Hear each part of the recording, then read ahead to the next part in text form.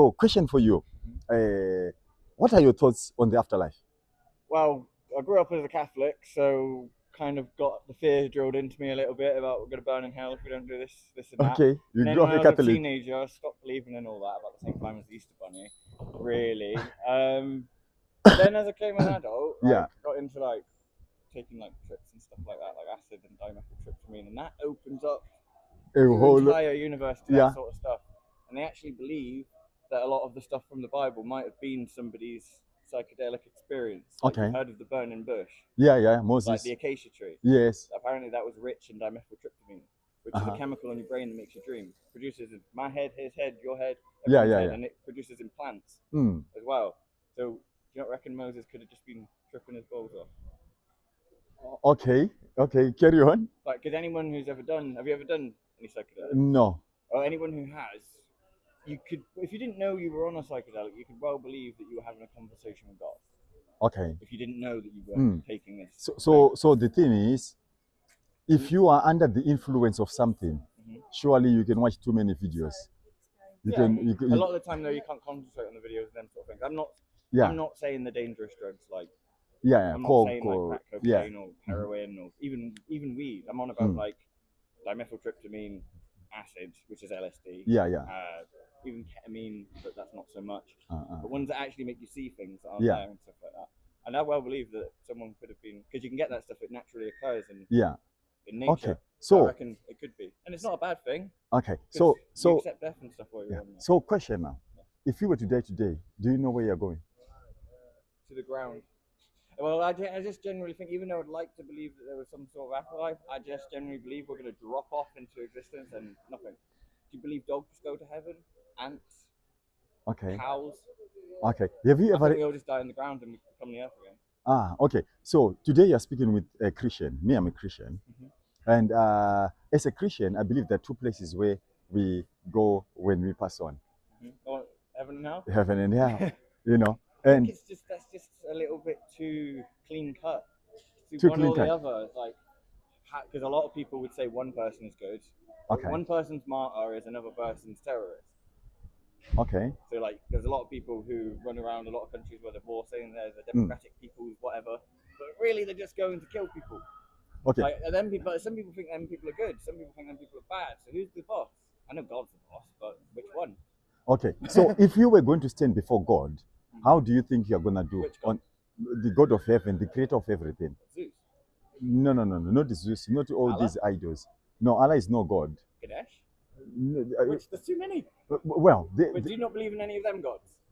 Okay, I believe in the one which came on earth and died for the sins of his people. Speaking of Jesus. According to the other gods, they were around before that god. But if you believe in them other gods, let's. I know you say you're a Christian and you believe in the evangelical Jesus. Let the funny move. Do you believe in all them other gods like Zeus?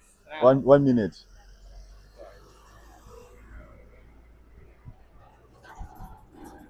Okay, do you understand? Do you believe in Zeus and Allah and all the other gods that other people pray to? No, because that's why I don't believe in your God. Okay, so which is good because we all have a free will to choose what to believe. Yeah, I'm very agnostic. If one commits a crime and they are taken to court, obviously the opposition will get a lawyer, the other guy will also get their own lawyer so that they can prove, because they need to bring God around before all of that. So people need to bring evidence so that we can establish truth. So the same way we have got many gods. If someone says I'm in Hinduism, they need to bring they need to bring what? The evidence to prove that what the God of their religion is the true God. If I'm also speaking of the Christianity and someone is speaking of Islam, they also need to bring evidence to prove that Allah is God. So when we start to look at the evidence compiled, it then helps us to come to a truth. You understand? So when you say, why should I believe in this God? Why should I? No. You don't need to believe in all of them, but you have a free will to start doing some homework until you come to a place of establishing truth. But the Christians tend to believe in an actual real God, whereas originally the Jews only believe in the devil and God as a concept, mainly the devil part, the accuser, the original incarnation of the devil is just meant to be a story. It's meant to be a metaphor to teach people.